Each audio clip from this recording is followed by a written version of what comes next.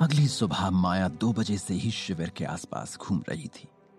रात को लगभग 10 बजे ही वो कार्तिक के बारे में सोचते हुए अपने चेहरे पर एक मीठी मादक मुस्कान लिए हुए सो गई थी। एक अच्छी नींद होने के बाद उसकी आंख लगभग 2 बजे खुल गई। उसके शिविर के आसपास ठंडी हवा चल रही थी जो रह रहकर उसके शिविर के पर्दे उड़ा रही थी और पेड़ों पत्तों से गुजरते हुए एक अजीब सी आवाज कर रही थी। आसपास के शिविर में सभी लड़कियां सो रही थीं। माया ने फिर से सोने की कोशिश नहीं की। उसकी आंखों में अब बिल्कुल भी नींद नहीं थी और उसके दिमाग में तरह तरह के सवाल मंडरा रहे थे। उसकी नींद रात 2:30 बजे के आसपास खुल गई थी। ये अगर पृथ्वी लोक होता तो इस वक्त हर तरफ से कुत्ते भौंक रहे होते, लेकिन यहां एक सन्नाटा छाया हुआ था। बस हवा चल रही थी। माया को पुणे के अपने घर की याद आ रही थी। फिर वो सुबह सुबह शिविर से बाहर निकलकर घूमने लगी। हालांकि इस वक्त को सुबह कहा जाए या आधी रात कहा जाए, ये अपने आप में सोचने की बात थी। दुनिया भर के ख्याल कल तभी से उसके दिमाग में घूम रहे थे जब से उसने कार्तिक के प्यार की यादों में खुद को खोकर पुराने एहसास को अपने तन बदन में फिर से जिया था। अब उसके सामने सोचने की सबसे बड़ी बात यही थी कि उसे आगे क्या करना है। इस सवाल पर उसे आज एक मजबूत रुख अपनाना था कि वो किस दिशा में अगला कदम क्या रखने वाली है। महादेवी के प्रति वो उतना नकारात्मक नहीं हो पा रही थी। उसने सोच लिया था कि वो अनुनाद की शक्ति को समझने के लिए श्वेता के साथ मिलकर अपनी कोशिश तो जारी रखेगी, लेकिन शिविर से भागकर महादेवी के साथ गलत नहीं करेगी। ऐसा इसलिए क्योंकि आखिरकार महादेवी ने उसका जीवन बचाकर उसके ऊपर एहसान किया था। जब उसे जहरीले मुर्दे ने काट लिया था तो उस तरह के जहर की काट सारे संसार में किसी के भी पास नहीं थी। सिर्फ और सिर्फ महादेवी ही वो चमत्कार कर सकती थी जो उसने किया, और उसने माया की जान बचा ली। दूसरी तरफ ये कार्तिक की जुबान की भी बात थी। माया की जान बचाकर कार्तिक पर भी महादेवी ने एक एहसान किया था। अब आज अगर महादेवी के साथ धोखा करके माया भाग जाती है तो ये बात कार्तिक की नजर में उसे गलत ही बनाती। आखिर माया के पास महादेवी के खिलाफ कोई भी इस तरह की बात नहीं थी जिसके आधार पर वो कार्तिक से ये कह सके कि महादेवी कोई गलत काम कर रही है। उसके पास बस एक तरह का शक ही था, और बस ये नाराजगी थी कि उसने कार्तिक से माया को दूर रखा हुआ है। लेकिन ये दोनों ही बातें कोई इस तरह की बातें नहीं थी जिनके लिए महादेवी को धोखा दिया जाना सही ठहराया जा सकता हो। आखिरकार महादेवी ने अब तक ऐसा तो कुछ भी नहीं किया था जिससे माया को उसके बारे में गलत सोचने की कोई वजह मिली हो।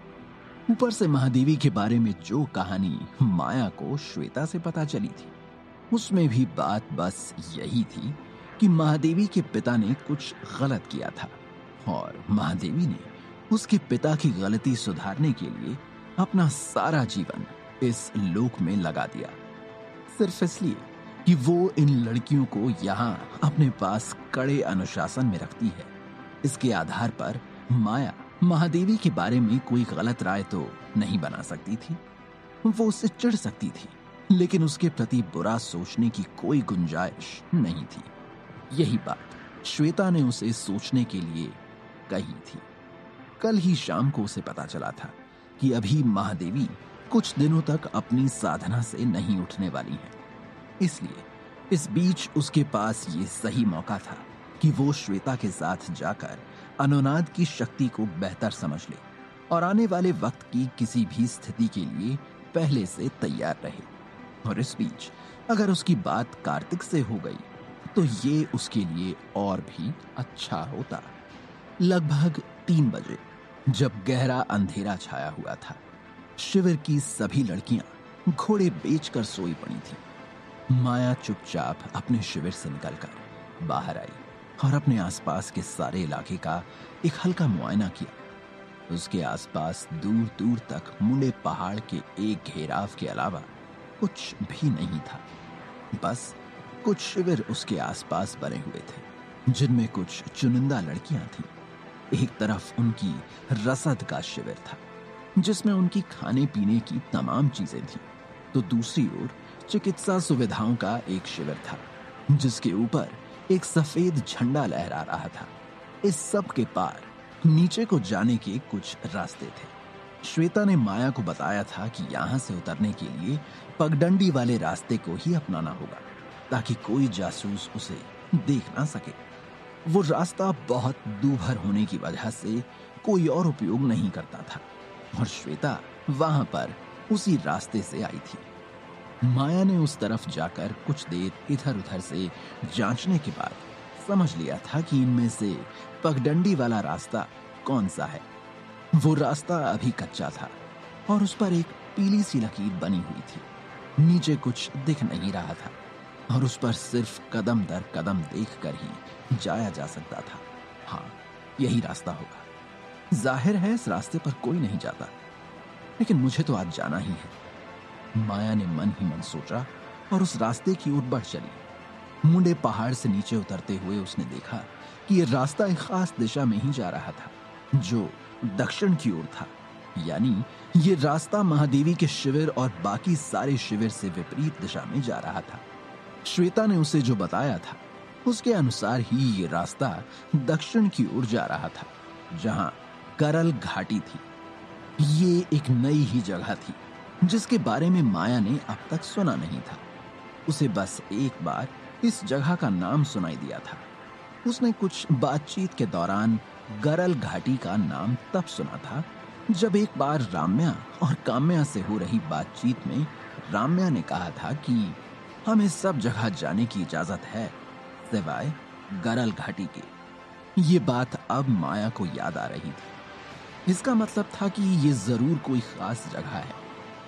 तब तो ये जरूर कोई इस तरह की जगह है जहां महादेवी ने उन लोगों को रखा है जिनसे वो अपनी करीबी शिष्याओं को भी मिलने की इजाजत नहीं देती। माया सोचते हुए आगे बढ़ रही थी। मुंडे पहाड़ से उतरना एक दूभर काम था।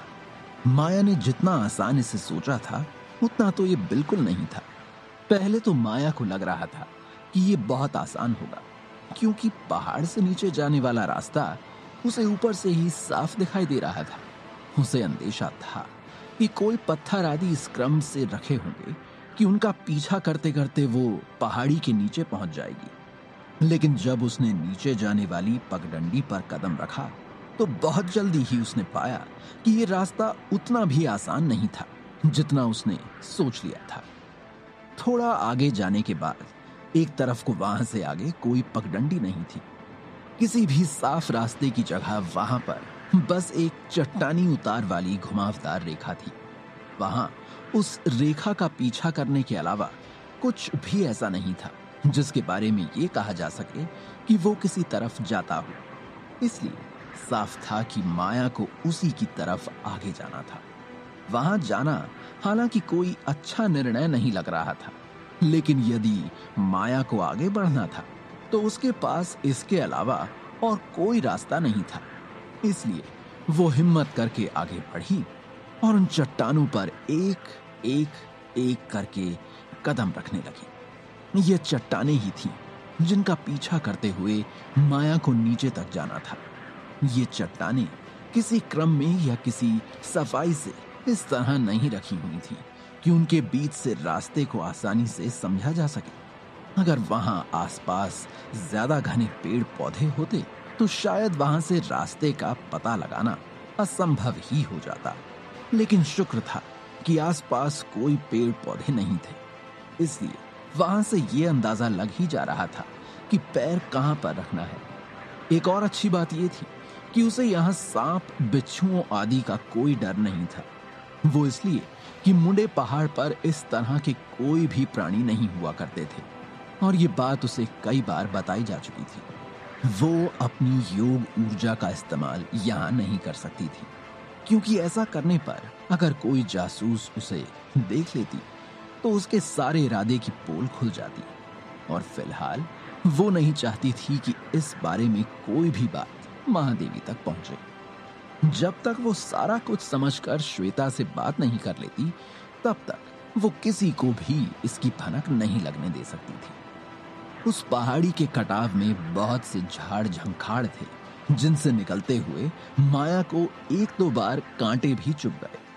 उसने उन कांटों को निकाला और संभल कर फिर आगे चलना शुरू कर दिया। लगभग आधे घंटे बाद वो उस पहाड़ी के नीचे पहुंच गई। अभी भी सुबह का सूरज निकला नहीं था। 3:30 बज रहे थे और सभी के जागने का समय होने में अभी बहुत वक्त था। माया महादेवी के दक्षिणी मुख्यालय के सामने से चुपचाप गुजर गई और आगे की ओर रुख करके आगे जाने लगी। आगे गरल घाटी थी। ये एहसास उसे होने लगा था। उसने अंधेरे में दूर आगे देखने के लिए अपनी आंखों पर जोर दिया और सामने एक धुंध का बड़ा सा बादल उसे दिखाई दिया। माया समझ गई थी कि यही गरल घाटी में जाने का रास्ता होना चाहिए। जिस तरह से श्वेता ने उसे यहाँ का पता बताया था, उस हिसाब से तो यही होना चाहिए था। माया उस बादल की ओर चल पड़ी। वो सोच रही थी कि जिस तरह उसके शिविर के बाहर अचानक ही सुबह सुबह आकर श्वेता ने उसे चौंका दिया था, उसी तरह माया भी उसे चौंकाने वाली थी।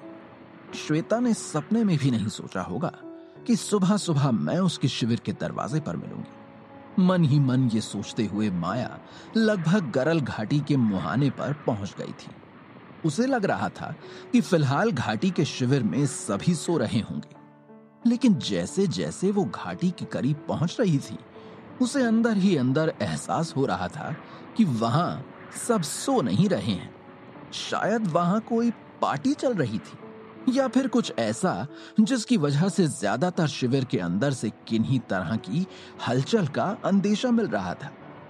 माया को अजीब लगा कि ये सारी लड़कियां 3:30 बजे क्या कर रही होंगी। माया संभलते हुए उस बादल के करीब पहुंची और उसने उसके पार देखना चाहा।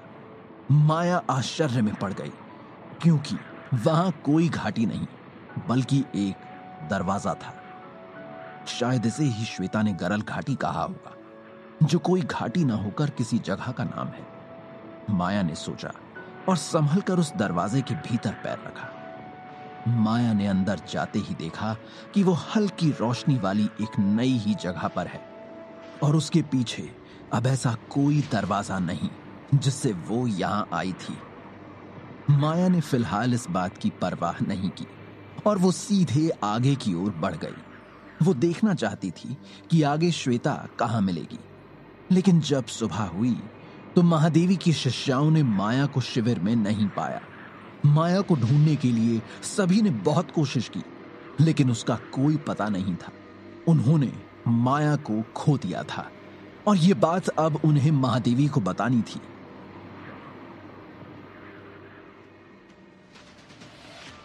क्या भाग गई थी माया, या फिर वो किसी जगह खो गई थी जो महादेवी ने भी नहीं सोचा था?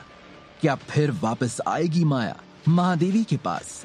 जानने के लिए सुनते रहिए कैप्टन कार्तिक की रहस्य रोमांच से भरी कहानी का अगला हिस्सा पॉकेट FM पर।